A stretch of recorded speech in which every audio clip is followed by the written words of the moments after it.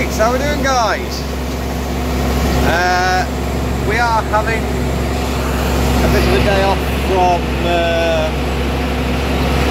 grass today due to the fact that the weather's been a bit of a bum the last couple of days. It's kind of ruined things a bit. But don't worry, we're back on the grass tomorrow. Apparently, hopefully, maybe. But yeah, we're just doing a bit of subsoiling on the night. Got a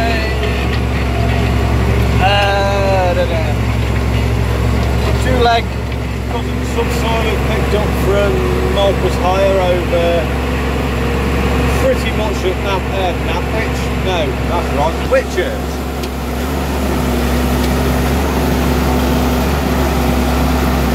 So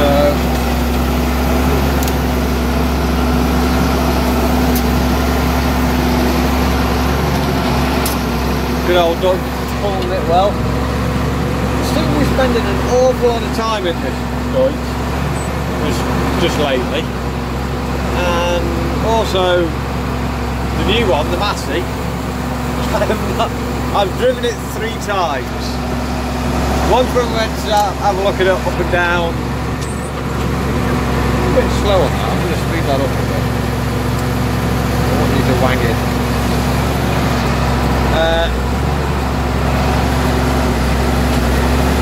Yeah, once when we had a look at it, and twice to move it from the shed round to fuel up. Shut that while we're talking, and you can actually hear me instead of listening to what I'm enjoying listening to. So yeah, that's what we're on. Bit of subsoiling with the Deutsch. Guys that have been watching me will remember, hang on a minute, hasn't he got his own subsoiler? Yes, I have, and it is still in bits. This job, we a bit vague on what was going on. I only found out this morning that they were hiring this subsoiler from Malpas. If I'd known, I'd probably try to figure out some way of getting mine put back together and coming up with that. With the Smurf, but it is what it is, so I'm just quite happily bubbling along with this. So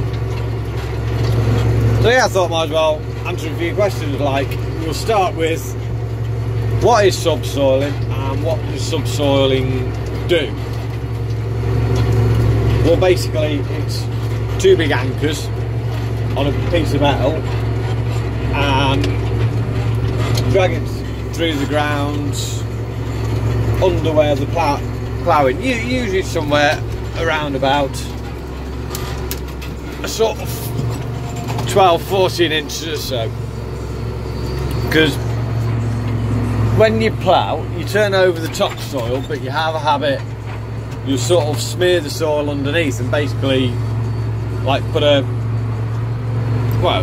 cap on it, makes it solid, so water struggles to get through it, and also roots can struggle to get through it. Swap hands here a minute. So you can end up with the ground wetter than it should be, and you can end up with the crop suffering, partly due to being in water and partly due to the fact that because it's a solid they can't get the roots down. So yeah, that's what subsoiling do. Just opens up the ground, the sort of the substructure of the ground, to let things go through easier. So yeah, that is essentially subsoiling. Get to the other end of that, have a look. So we've got a volunteer ploughing with us as well, who's the farmer.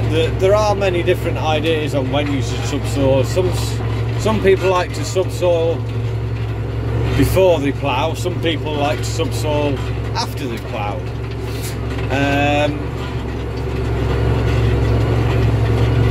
A lot of it also depends on how hard the ground is. You find people will subsoil in order to be able to get the ploughs to dig in, because it just breaks that surface up and gives a the points of the plough something to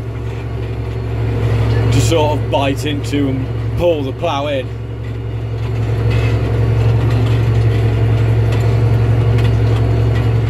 So we've got it all on the controls here, so headland turns, nice and easy.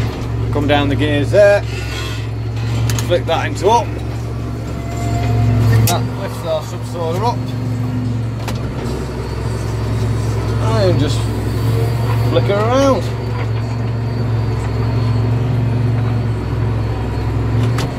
So, just go out, have a quick what it does. Just knock my button down a bit. That's it.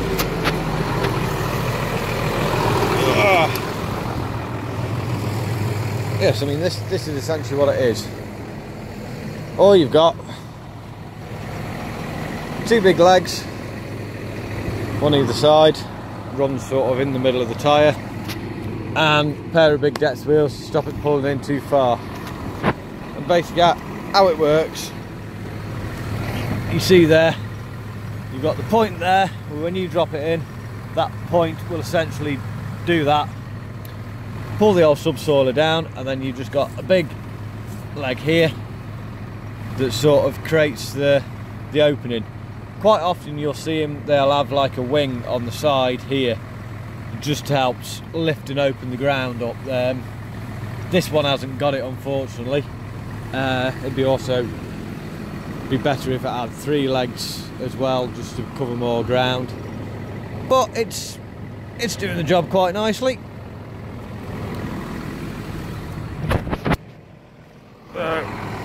We'll get back in now. We'll have a bit more of a go.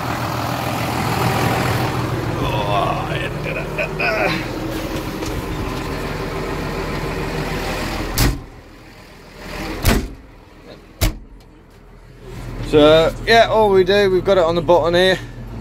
Press that one, brings us up to 1300 revs. Obviously take the parking brake off, as she's telling me. Third gear. You see where he's done the headlands here. So what we'll do, we'll drop in just before we get to the end of his headlands. Pick her in, pulled herself down now. Go up a couple of gears. So we're doing about 6.5 miles an hour. As you can see, the screen there at the bottom is wheel slip. Pitch is just not. The other thing you'll notice is I'm not going with the ploughing, I'm going across the ploughing as well. It's just standard practice that makes a better job. You're pulling across it and you're pulling that pan out properly, you're not just sort of creating channels.